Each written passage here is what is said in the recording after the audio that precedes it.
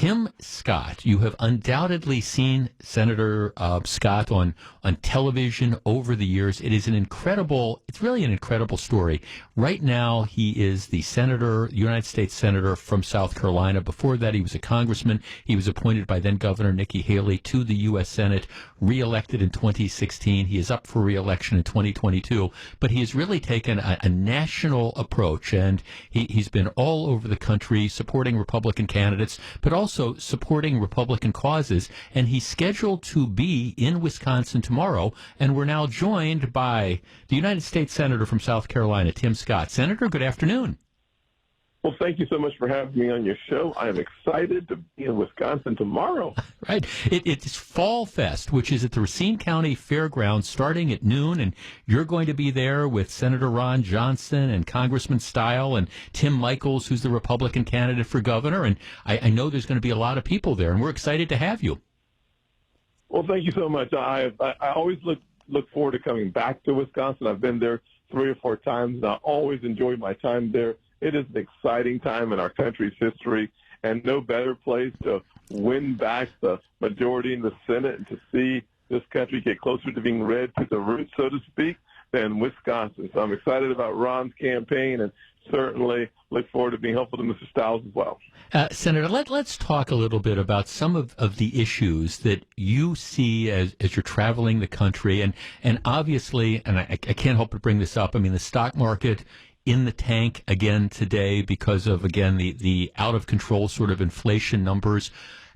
What is going on with inflation, and more importantly, what can be done to stop what we're seeing going on a daily basis, whether it's gas prices or food prices or stock markets cratering? What can we do? Well, Jeff, I'll tell you, I was on the campaign trail in Georgia helping Herschel Walker, and a man walked up to me, a senior citizen, and said that his nest egg had dropped by a third, and the prices for his gas, for his food, for his electricity up by at least 20% or more. He was frightened because of this Biden administration's approach to the economy. The fact of the matter is that when you pour gasoline on a fire, no one's surprised that it goes ablaze.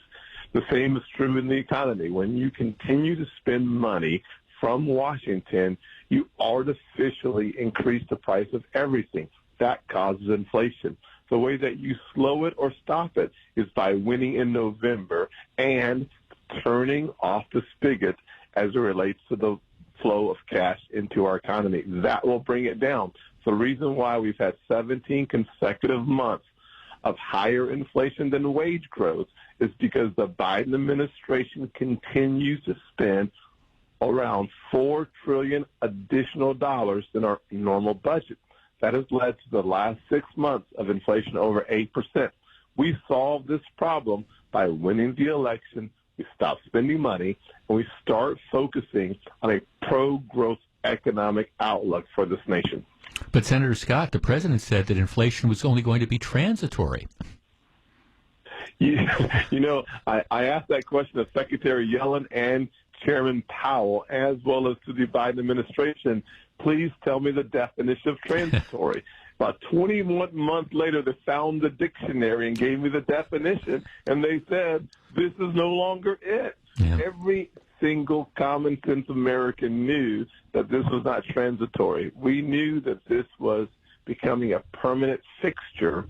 It's one of the reasons why we have to reelect Ron Johnson. Senator, we're talking to South Carolina Senator Tim Scott. Senator, unless there is some drastic change in government policy brought about either by the elections in November or whatever, I mean, are we heading for a long-term recession? Are you concerned? I am concerned. One of the reasons why we have to win, why we have to reelect Ron Johnson and all the other folks that are around the country, is because when we win, we'll be able to slow down this inflation and bring it back down to 2%. One of my fears, Jeff, is stagflation. We don't want this to become a permanent fixture. We do not want Americans becoming used to 8% inflation. That lowers our expectations, and it starts to cause a contraction in our economy. You look at the stock market today. When confidence leaves the market, the numbers drop precipitously. That is terrible for our senior citizens on fixed incomes, hoping that their nest eggs will not be outlived. They need and deserve stability and certainty in the marketplace. We provide that by continuing to grow our economy and stop spending money we don't have. Senator Scott, before I started hosting a radio show here 25 years ago, I was a federal prosecutor, and so the crime issue is very close to my heart. Here in the Milwaukee area, where we're based out of, the homicide level all-time record last year, and it appears we're way over that this year. And I know that that's not unique for urban areas. But what can government do? What do we need to do when it comes to dealing with crime? The first and most important step is to completely purge this country of the concept of defund the police. Number one, it has to be purged, eliminated. Number two, we not only need to stop the conversation around defund the police, we need to start the policies of refunding the police, building the necessary resources into our law enforcement agencies around the country will help to slow the spread of crime. The second thing we have to do is to restore respect to our law enforcement officers. Jeff, I can't tell you, every single time we see law enforcement officers, we should thank them for the job that they do. Every single day, their goal is to serve their community and then go home to their families. For some reason, our friends on the left have demonized the very important sacrificial job of keeping others safe, even at your own expense. More resources means better training, better equipment, and only the best wearing the badge, as well as the officer goes home to his or her family. That is the two basic pillars to reducing crime. Senator Scott, I know you went to the United States Senate, I believe, in 2013. Ron Johnson was first elected to the U.S. Senate in 2010. So you pretty much come up through the ranks together. What's it like working with Senator Johnson on a daily basis? Because I will tell you here, with all the money that's in this, there's all these negative ads that have been running for seems like the last 2 years. What is it like on a personal basis to deal with Senator Johnson? Well, let me tell you what I think some may have not heard is the compassionate Ron Johnson story.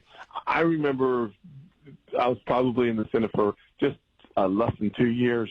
Ron Johnson comes to me and tells me that he's going to a Catholic school in D.C. because he's going to host a roundtable discussion about the importance of education choice. He believed that every single child in every single zip code deserves quality education, and he was using the power of his office to have that conversation and to highlight or illuminate the importance of good education for our poorest students. I will tell you that room was filled with kids and with adults who were passionate about the issue. And the compassion and the leadership of Ron Johnson could be seen clearly as he listened patiently to parents talk about how school choice is changing their children's lives, not just their education, but their lives. More people need to understand and appreciate that while Ron Johnson is an incredible businessman, he's a strong believer in free markets. He's a strong, powerful, clear legislator. His heart hurts for those suffering through poor education, and he believes that it is the closest thing to a panacea that we have in America. Senator Scott, let's change topic for just a moment. I know you're kind of pressed for time. I told my wife that I was going to have you on, and her comment was, I love him. He's running for president in 2024, right? Well, Jeff, tell your wife thank you for such words of encouragement, but I am running around this country to make sure that we have a majority in the Senate and a majority in the House. And the only thing to think about is the next game. Our next game, so to speak, is in November. 45 days before we take over the majorities. Those are days that we can all look forward to. Well, Senator, that's a good answer. I might ask you that again if we have a chance to talk in the future, if that's okay. That question. Yes, sir. Yes, sir. Thank you so much, Jeff. Yes, thanks for joining us, and welcome to Wisconsin coming tomorrow. Thank you very much for being with us this afternoon. Yes, sir. Got it. God bless.